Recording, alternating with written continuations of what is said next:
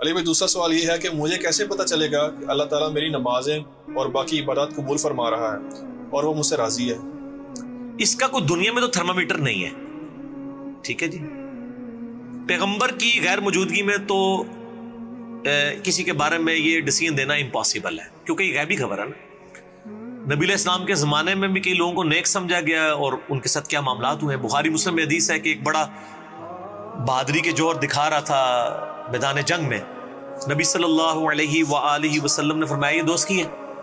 ایک صحابی کہتے ہیں مجھے وسوسہ آیا یہ کیسے دوست کی ہو سکتا ہے، تو اتنے جوہر دکھا رہے ہیں. تو میں اس کے پیچھے لگ گیا تو دیکھا اینڈ پہ اس نے خودکشی کر لی، تلوار زمین پہ کھڑی کر کے زخموں کی تاب نہ لا سکا تو اس نے اپنے آپ کو قتل کر لیا. تو وہیں سے انہوں نے نعرہ لگایا صدق رسول اللہ صلی اللہ علیہ وآلہ وسلم، نبی علیہ السلام نے سچ کہا تھا. تو پھر آپ نے فرمایا بلال اٹھو اور اعلان کر دو کہ آخرت کا دار و مدار خاتمے کے اوپر ہے، اور بعض اوقات اللہ تعالیٰ فاسق سے بھی دین کا کام لے لیتا. تو نبی علیہ السلام کی موجودگی میں بھی نہیں تھا پتہ چلتا جب تک نبی علیہ السلام کو اللہ وحی کے ذریعے نہ بتا دے اور آپ امت تک. آج تو ویسی کوئی ڈیسیژن نہیں کر سکتا. بہرحال بخاری اور مسلم کی حدیث ہے میں اپنے بندے کے گمان کے قریب ہوں. آپ پوری کوشش کریں اللہ سے اچھا گمان رکھیں، آپ کے لیے معاملہ ہو جائے گا آسان. بخاری مسلم میں حدیث ہے نبی علیہ السلام ایک دفعہ ایک جنازے پہ گئے تو وہاں آپ کی عادت تھی کہ جب دفنانے میں تھوڑا ڈیلے تھا تو آپ لوگوں کو وہ قبرستان میں واز کرنے لگ پڑے. اور آپ نے فرمایا یہ حدیث آپ کو شروع میں ہے نا مشکات میں عذاب قبر والے چیپٹر میں مل جائے گی، اور اس کے راوی مولا علی ہیں.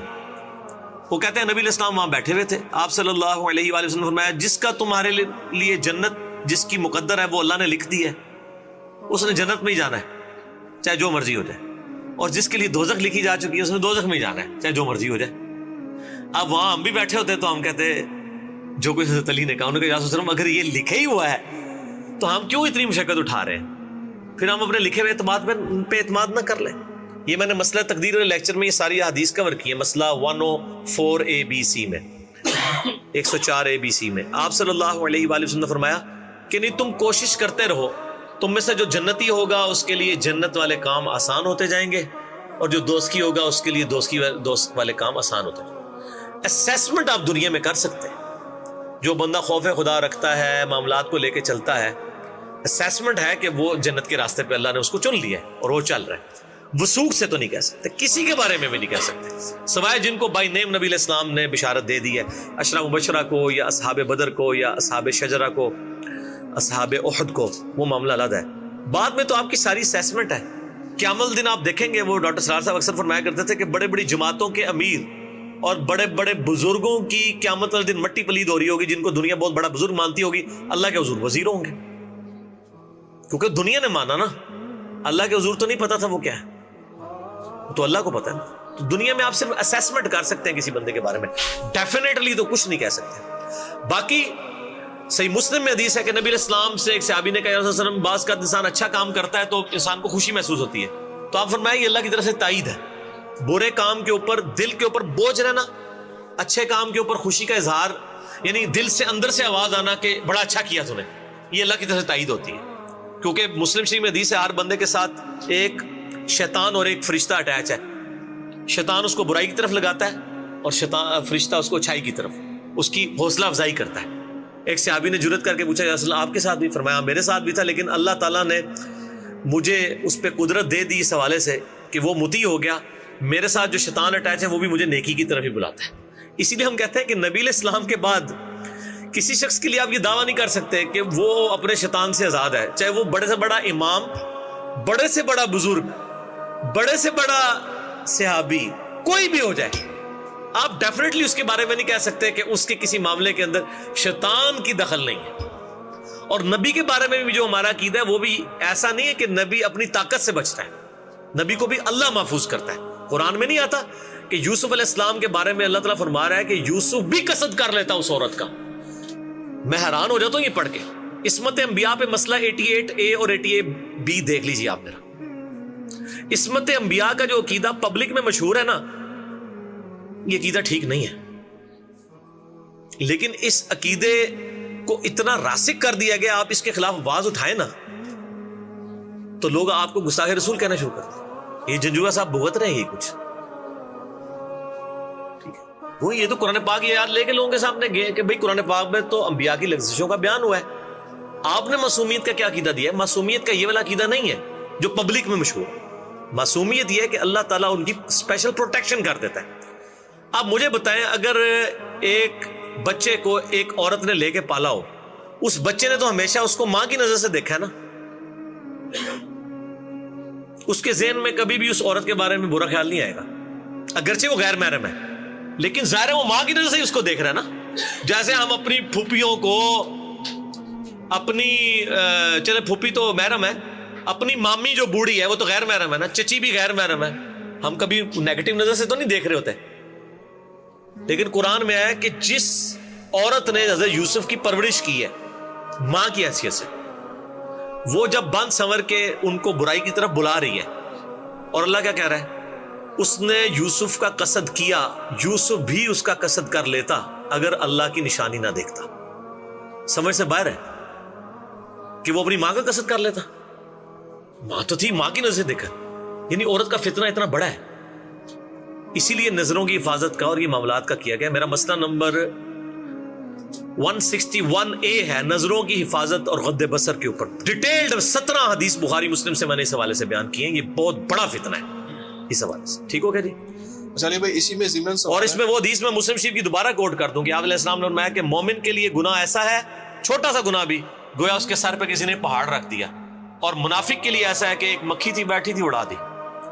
ہوں تسی ذرا پہلے سوال لاؤ نا جڑے پوچھتے بھی ہو کہ کیڑا چھوٹا وڈا ہے. میں کہنا جی بندہ اس تو پہلے تے جناب جڑا نا کرنا تو دھواں نکلنا چاہیے سوال کرنے تو پہلے کہ چھوٹا کیڑا تے وڈا کیڑا ہے. بھائی گناہ گناہ ہے, دیٹس آل.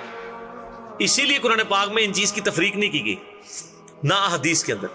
میں آپ کو چیلنج کرتا ہوں کہ قرآن و حدیث میں صرف کبیرہ گناہ گنوائے گئے ہیں, چیپٹرز بھی بنے ہوئے ہیں نا حدیث کی کتابوں میں, اس میں بھی آپ دیکھیں کبیرہ گناہوں کا بیان, صغیرہ گناہوں کا بیان کوئی بھی چیپٹر ہی نہیں ہے اس کے اندر, کہیں بھی نہیں ہے, کیونکہ گناہ ہے ہی گناہ ہے. کبیرہ بتایا گیا کہ گناہ سے تو بچنا ہے, کبیرہ کا اتنا ذرا زیادہ دھیان نال بچنا جائے, اس لیے چھوٹے گناہوں کی لسٹ نہیں بنائی گئی ہے. سمجھ آئی بات کی؟ ورنہ لوگوں نے کہا ایسے اے کر لو. ہاں قرآن میں ہے کہ جو بڑے بڑے گناہوں سے بچتے ہیں الا اللمم, ہاں چھوٹے بہت. الا اللمم کیا ہوتا ہے؟ الا اللمم یہ ہے کہ انسان سے بعض اوقات یعنی بے دھیانی میں کسی کا دل دکھا دیا, انٹینشن نہیں تھی. یعنی بیوی نے کوئی بات کی اور آپ کسی اور موڈ میں بیٹھے تھے اور آپ کہتے ہیں چپ کر جا اس ٹائم, یہ گناہ ہے. دل دکھا دیا نا, لیکن آپ کی انٹینشن نہیں تھی. چلے آپ کو صغیرہ گناہ بتا دیا, یہ صغیرہ گناہ ہے. ٹھیک ہو گیا؟ تو اس سے بچیں, یہ نہیں کہ کرنا شروع کرتے ہیں, ورنہ آپ کی بیوی بھی اس ویڈیو کو دیکھنے کے بعد کرنی شروع کر دے گی کہ خیر ہے چھوٹا ہی بھائی معافی مانگ لیں گی.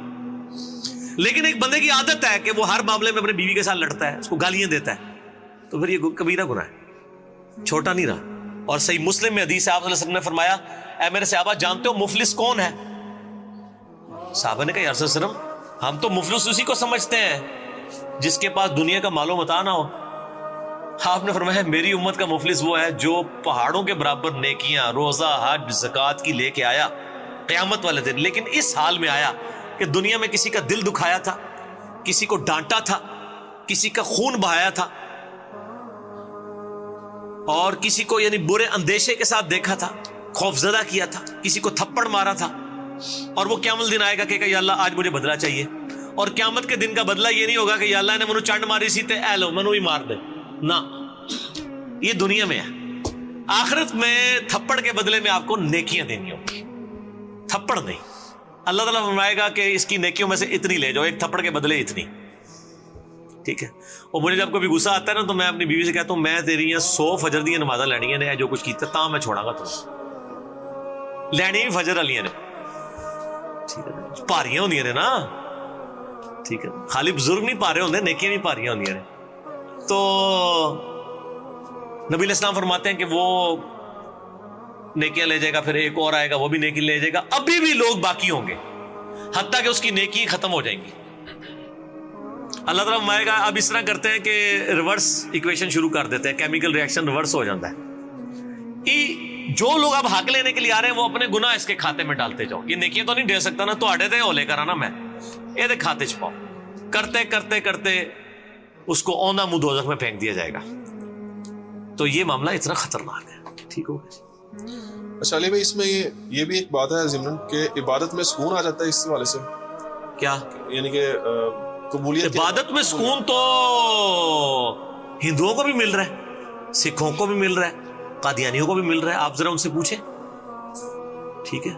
جو مزارات پہ جا رہے ہیں ان کو بھی سکون آ رہا ہے، وہ ماحول ہی اتنا زبردست ہوتا ہے، بالکل کھلا ڈلا ماحول ہوتا ہے، آواز چل رہی ہوتی ہے، تو وہ آپ کو ملتا ہے، اس سے تو کوئی فرق نہیں پڑتا۔ وہ تو گورا جب بیچ کے اوپر کپڑے اتار کے سن باز لے رہا ہوتا ہے، وہ بھی سکون انجوائے کر رہا ہوتا ہے، سکون کے ساتھ تو تعلق ہی نہیں ہے، ٹھیک ہے؟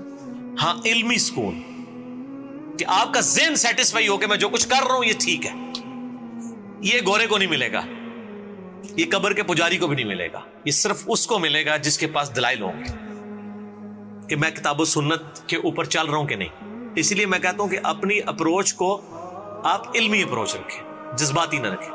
اور وہ غامدی صاحب کا جملہ مجھے بڑا پسند ہے کہ انہوں نے کہا کہ عبادت کرو تو صرف اللہ کی، اور عقیدت رکھو تو صرف محمد رسول اللہ سے صلی اللہ علیہ وآلہ وسلم، باقی کسی سے آپ عقیدت نہ رکھیں، اور وہ عقیدت بھی علمی ہونی چاہیے جو قرآن پاک میں سورہ یوسف میں آیا، نبی علیہ السلام فرما دو میں اور میرے صحاب علی وجہ بصیرت اس دین کے اوپر ہیں، اندھے بن کے نہیں ہیں، ٹھیک ہے؟